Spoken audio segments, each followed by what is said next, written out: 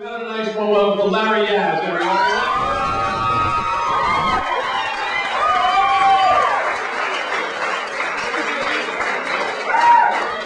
Thank you. So are you. How are you guys? You guys are drinking? That's cool. I don't drink anymore because I'm an alcoholic. And I just realized this is the wrong meeting since nobody said hi back. I did have to quit drinking though. I was kind of a mess. I actually got so hammered this one night that I lost my glasses. Do you know how drunk you have to be to not notice that you can't see? Like, you might have a problem if your beer goggles are thicker than your prescription. These are just thoughts. My friends don't really understand what I'm going through either because I'm very young, and this one girl said, "I liked you better drunk." What a coincidence, I liked you better too. Useless bitch. Yeah. I eat a lot of ice cream now. I'm obsessed with dieting now. I follow all of that crap. I cut all the fish out of my diet for a while because of that whole mercury thing that was in the news, right? And then I was on the Atkins diet for a while too because I'm a douchebag.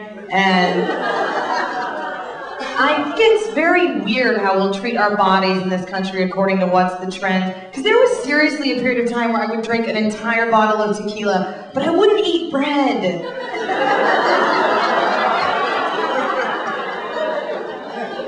I smoke 2 packs of cigarettes a day. I'm avoiding swordfish.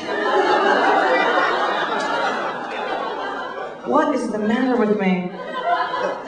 You know, there's a warning label on the back of Advil that says, if you consume 3 or more alcoholic beverages a day, you should consult your doctor before using this product. When you are at the point where that label applies to you, you don't consult your doctor about anything. Because that is why God made Tylenol. Okay. I do smoke. Are there any smokers in here, or are you all just judging me? There's a lot. Kind of surprising. I hate flying because of that, right, dude? Fucking sucks. You can't smoke anywhere, and that's ridiculous because they still let children on planes. And I'm sorry, but if a kid can scream during the flight, then I should be able to smoke. At least in the airport, you can't even do it there unless they have one of those smoking lounge things, and those are great, but they separate you from the rest of the airport by glass, so it's like a huge cancer exhibit. And little kids put their nose on it, you know? Mommy, are they all dying? Slowly.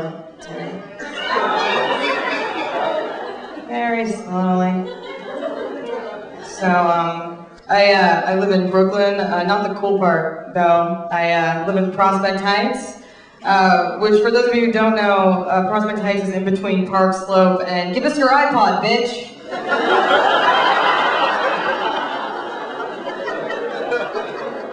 The only thing I don't like about the neighborhood is that there's panhandlers that'll walk up to me and say, "Do you have money to spare?" If I had money to spare, would I live here?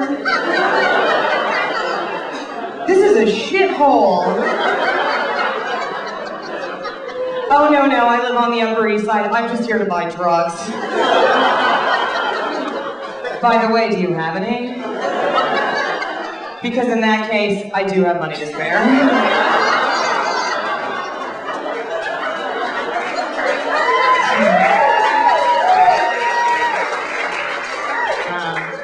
I am from Idaho, and yes, I know you're all shocked that I exist. I'm from a very small town, and now that I live in the city, people always ask me if things are different for me.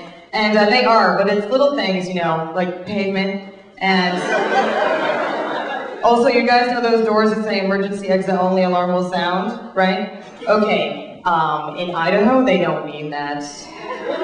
But in New York, they do. And it was really embarrassing when the cops showed up because I was like, "Sorry, officer, I'm from Idaho." Then this one cop in the back was like, "Jim, she can't read."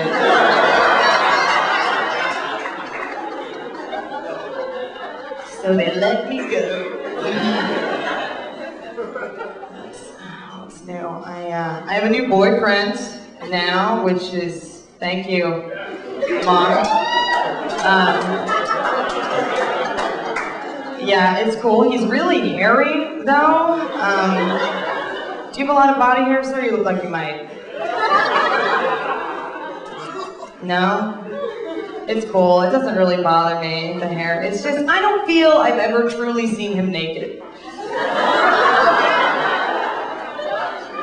Because it looks like a shirt. After sex, I need a lint roller. Because he sheds. I look like a badly watered chia pet. Yeah, sex is pretty good though. He talks dirty in bed though. I can't do that. I'm sorry, I don't know if anyone's with me on that. Ladies, I'm sorry guys, but besides your dick is so big and your dick is so hard, I am out of sentences.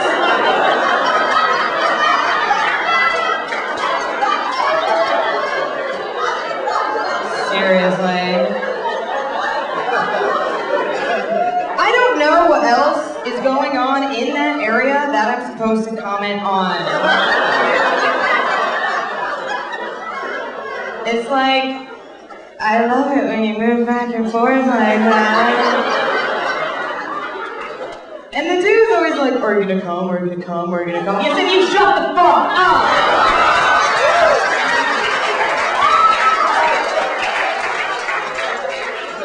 I don't know.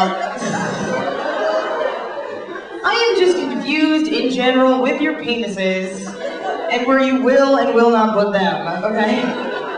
For example, what is this?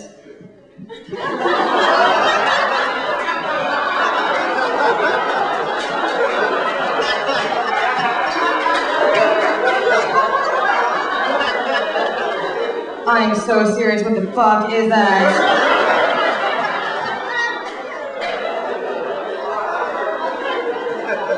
And then you refuse to touch us when we're having our periods. You're like, it's disgusting. I'll tell you what's disgusting. That's disgusting.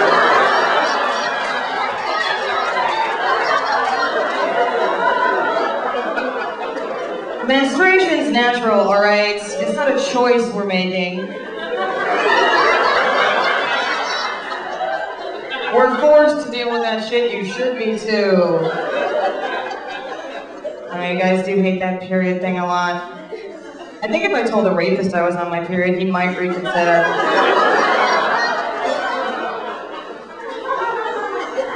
Just wish I'd thought of that in college.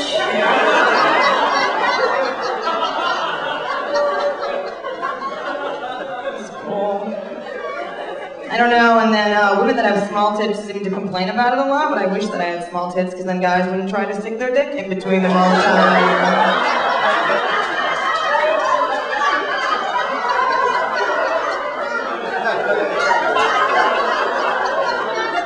You ladies familiar with that?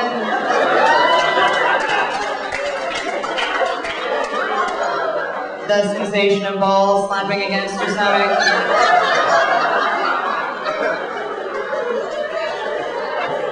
Do you not know what that's like? I'll tell you what it's like. It's like a little prairie dog, and he searches for your self-respect. Nope, not by the nipple. Oh my god. I have to go. Men are weird. The other day I was on the street and this guy told me that I was the most beautiful girl in the world. Which is nice, right? And big news, I guess. But it was weird. He was a photographer and he was showing me all these pictures of women he'd taken, and he was like, "You're the most beautiful girl in the world. I have to photograph you." And I said, "That's nice. Are these girls still alive?" Thank you very much, Lara Yaz.